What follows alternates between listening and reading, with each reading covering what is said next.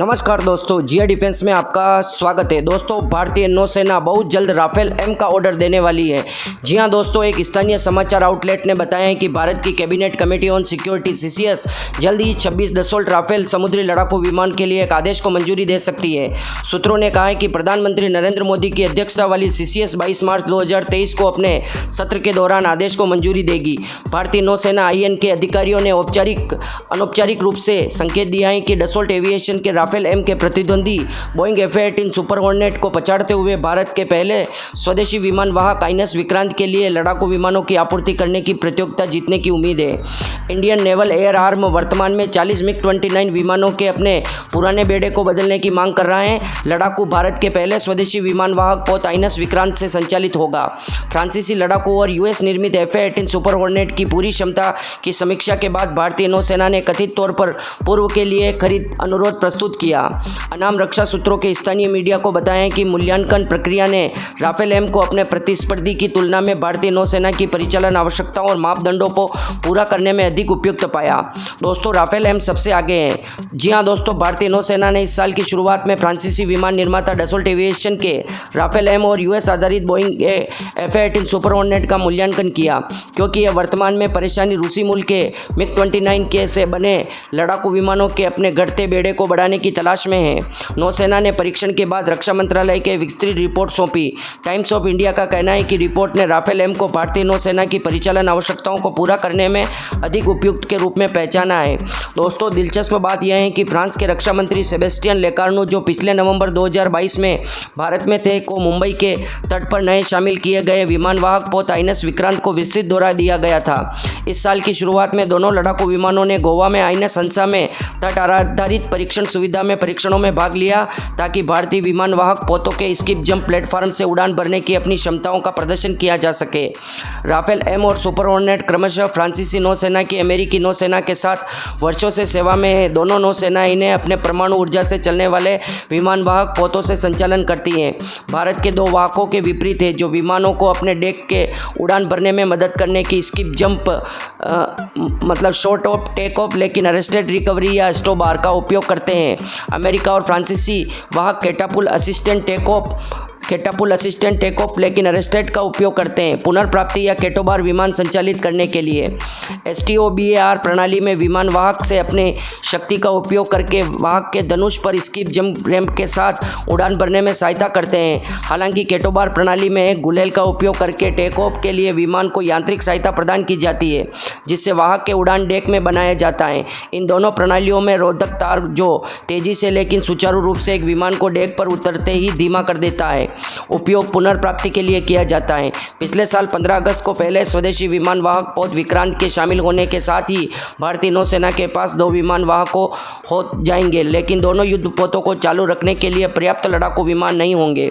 2017 में नौसेना ने 57 लड़ाकू विमानों की आवश्यकता का अनुमान लगाया था, लेकिन इसके बाद में विमान वाहक के लिए स्वदेशी लड़ाकू के रूप में 26 लड़ाकू विमानों की आवश्यकता को कम कर दिया गया। ट्विन इंजन डेक आधारित फाइटर जेट, जिसे वैमानिक विकास एजेंसी द्वारा विकसित किया जा रहा है, डसोल्ट के राफेल एम और बोइंग के F-18 सुपर हॉर्नेट पर बढ़त है, क्योंकि भारतीय वायुसेना ने पहले ही लड़ाकू विमानों के 2 स्क्वाड्रन शामिल कर लिए हैं। देश में रखरखाव सुविधा स्थापित की है और अधिक राफेल के लिए अनुबंध कर सकती है। फ्रांस के साथ भारत की तेजी से बढ़ती रक्षा साझेदारी, जिसे हिंद महासागर में भी हित है, पर भी विचार किया जाएगा जब नई दिल्ली लड़ाकू विमानों की खरीद पर फैसला करेगी। आखिरकार भारत को twin engine deck based fighter jet टेडबिया प्रोग्राम के हिस्से के रूप में अपने स्वयं के वाहक सक्षम लड़ाकू विमान विकसित करने की उम्मीद है। उत्तरार्ध 2032 तक सेवा में प्रवेश करने की उम्मीद है।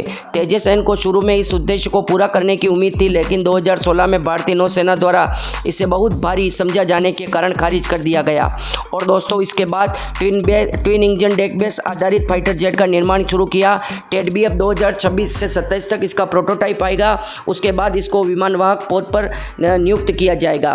दोस्तों, राफेल एम को ज़्यादा पसंद क्यों किया जा रहा है F-18 सुपर हॉर्नेट की तुलना में?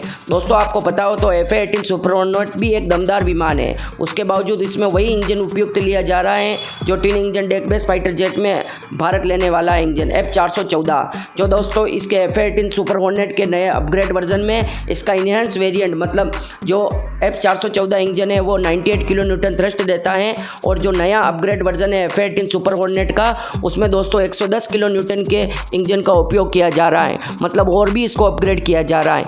और ये आइनस विक्रांत की लिफ्ट में भी आराम से इसके विंग फोल्ड करके आसानी से आ जाता है। हर एक प्रकार की सुविधा होने के बावजूद भी राफेल एम को क्यों पसंद किया जा रहा है, उसके दोस्तों 3 कारण हैं। एक तो दोस्तों अमेरिका की स्थिति, अमेरिका जब भी दोस्तों किसी दूसरे दोस्त या नाटो कंट्री या उसके मित्र देश से युद्ध होगा, तब अमेरिका दबाव डाल सकता है कि आप हमारे एयरक्राफ्ट को इस देश के खिलाफ यूज़ नहीं कर सकते, या अमेरिका बटन दबा के उन सॉफ्टवेयर को ख़राब कर सकता है ताकि उन एयरक्राफ्ट को भारत यूज़ ना कर सके। जिस प्रकार से पाकिस्तान पर दबाव डाला था कि आप भारत के खिलाफ F16 का उपयोग नहीं कर सकते, तो भारत इस तरह के दबाव में नहीं रह सकता। दोस्तों दूसरा कारण है कि हमने पहले से डसोल्ट एविएशन के राफेल को खरीद रखा है, और दोस्तों फ्रांस ने भारत से कहा है कि आप 100 से अधिक राफेल खरीदते हैं तो हम आपको दोस्तों यहाँ पर ओवरऑल और मेंटेनेंस सुविधा स्थापित करके देंगे। जो पूरी एशियन कंट्री के जितने भी राफेल होंगे वो यही मेंटेनेंस और ओवरऑल होगी, जिससे भारत में रोजगार बढ़ेगा। और दोस्तों तीसरा कारण है कि इसका F4 वेरिएंट आ रहा है जो बहुत ही दमदार है, और दोस्तों जो 4.5 जनरेशन के जितने भी विमान हैं उसमें से सबसे ज़्यादा दमदार विमान दोस्तों राफेल हैं, और F18 पुराना हो चुका है, इस बात को मानना पड़ेगा।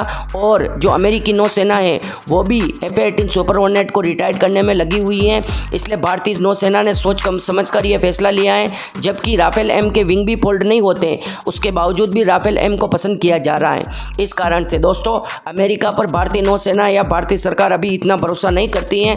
अगर डील भी करेगी किसी हथियार को लेकर तो पूर्ण बातचीत करेगी, हम आपके बिना रोक टोक के यूज़ कर सकते हैं, इस तरह से बात करने के बावजूद ही अमेरिका से भारत हथियार खरीदता है। दोस्तों आपकी क्या राय है? आपकी राय हमारे लिए महत्वपूर्ण है, कमेंट बॉक्स में जरूर लिखें। जय हिंद, जय भारत।